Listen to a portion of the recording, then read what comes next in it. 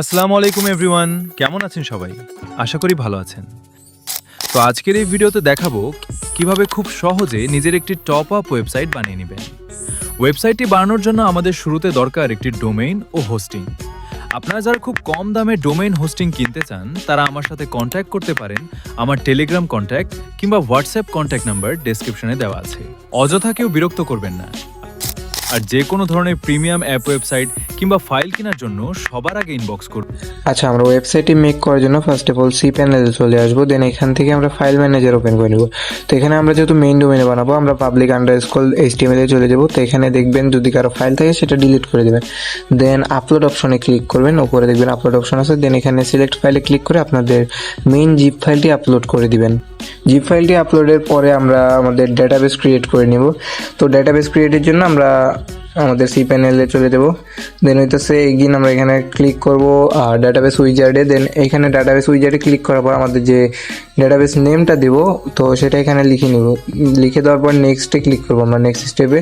তো নেক্সট স্টেপে আমরা ক্লিক করার পরে আমাদের এরকম একটা ইন্টারফেস ওপেন হবে। তো ওইখানে আমরা আমাদের ইচ্ছা মতো ইউজার নেম পাসওয়ার্ড দিয়ে দিব। তো আমি আমার ইচ্ছা মতো ইউজার নেম অ্যান্ড পাসওয়ার্ড দিয়ে নিলাম। তো আপনারা আপনাদের মতো দিয়ে নেবেন। দেন হইতেছে আমরা এগেইন এখানে ক্রিয়েট ইউজারে ক্লিক করব। তো ক্রিয়েট ইউজারে ক্লিক করার পর আমাদের সামনে এরকম একটা ইন্টারফেস হবে। দেন আমরা এখান থেকে অল সিলেক্ট করে নিব। অল সিলেক্ট করার পরে নিচে থেকে আমরা নেক্সট স্টেপে ক্লিক করব। তো দেন হইতেছে আমরা রিটার্ন মাই ডাটাবেসে ক্লিক করব। রিটার্ন মাই ডাটাবেসে ক্লিক করার পরে এখান থেকে আমরা দুইটা ডাটা একসাথে কানেক্ট করে নিব। তো দুইটা সিলেক্ট করে আমি কানেক্ট করে নিতেছি অ্যাডে ক্লিক করে। দেন আপনারাও এইভাবে করে নেবেন। দেন হইতেছে অল সিলেক্ট করে মেক চেঞ্জেস। তো মেক চেঞ্জেস করার পরে এগেইন টুলসে চলে যাবেন, মানে অর্থাৎ সি প্যানেলে। তো এখানে আমাদের ফাইলটাও কিন্তু আপলোড হয়ে গেছে। এখন আমরা ফাইলটার কাজটা করি। তো এখানে ফাইলের কাজের জন্য ফার্স্ট অফ অল আমরা ফাইলটাকে এক্সট্র্যাক্ট করে নেব। এক্সট্র্যাক্ট করে দেন হইতেছে আমাদের সামনে কিন্তু অনেকগুলো ফাইল শো হবে। তো একটু টাইম নিতেছে যেহেতু আমার নেটটা একটু স্লো। হ্যাঁ, তো এই যে আমাদের এটা কিন্তু শো হয়ে গেছে। তো এখানে আমরা একটা রিফ্রেশ করে নিতে পারতাম, বাট আমরা রিফ্রেশ করি নাই। তো এভাবে আমরা কাজ করতেছি। এখানে আপনারা কোর নামে একটা অপশন দেখতে পারবেন যে কোর আছে। হ্যাঁ, তো কোরের মধ্যে ক্লিক করবেন।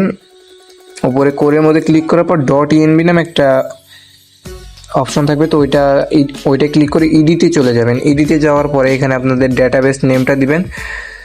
তো এখানে কিন্তু টোটাল 3টা ডেটাবেস নেম আছে, মানে database user name and password, এই 3টা জিনিস। দেন উপরে আপনাদের ওয়েবসাইটের যে ইউআরএলটা আছে অর্থাৎ লিঙ্কটা ওইটা দিয়ে দিবেন। তো ইউআরএলটা দিয়ে দেওয়ার পরে কিন্তু এখানে আমরা সেভ চেঞ্জেসে ক্লিক করে দিব।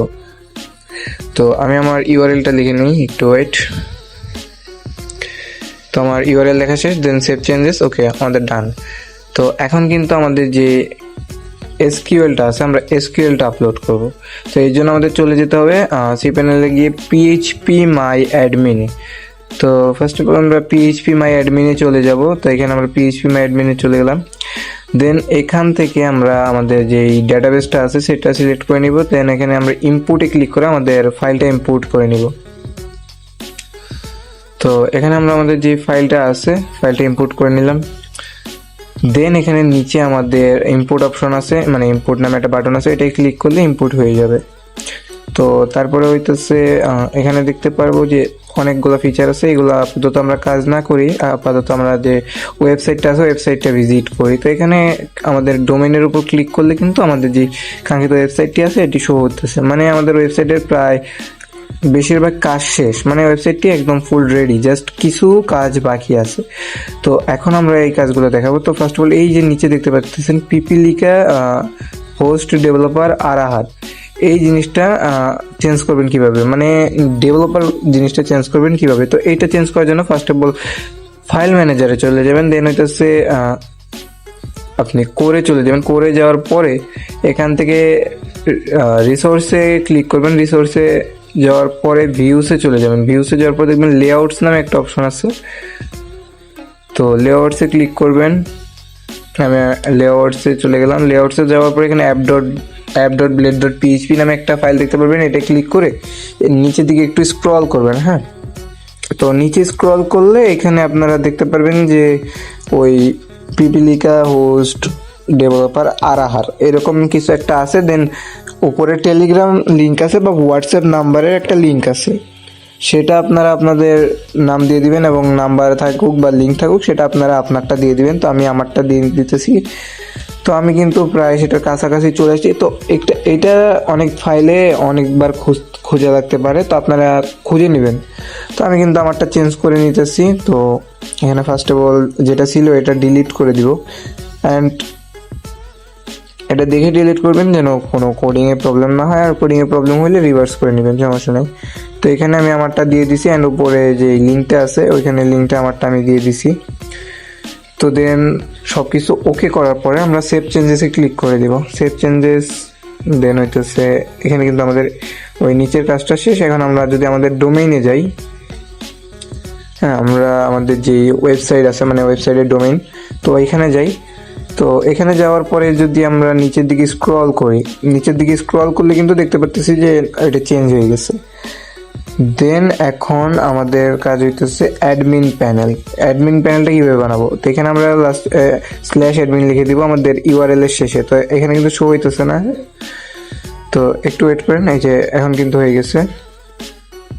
তো এটা দিলে কিন্তু লগ ইন হবে না, আপনাদের এটা সেট করা লাগবে। তো পিএইচপি অ্যাডমিনে আসার পরে ইউজার নামে একটা অপশন আছে, দেন এখানে দেখবেন যে অ্যাডমিনের টেবিল আছে। তো ইউজারে গিয়ে অ্যাডমিন টেবিলটা চেঞ্জ করে আপনাদের যে ইউজার নেম অ্যান্ড পাসওয়ার্ড আছে মানে ইমেল আর পাসওয়ার্ড, এই দুইটা জিনিস আপনারা দিয়ে দিবেন। এই দুইটা জিনিস দেওয়ার পরে পাসওয়ার্ডে গিয়ে পাসওয়ার্ড হ্যাশ ডট পিএইচপি এটা সিলেক্ট করে নেবেন, দেন সেভ করে নেবেন। দেন এখানে যদি আমরা আমাদের এই যে পাসওয়ার্ড আর হচ্ছে ইমেলটা দিই তাহলে কিন্তু আমাদের লগ ইন হয়ে গেছে এটা।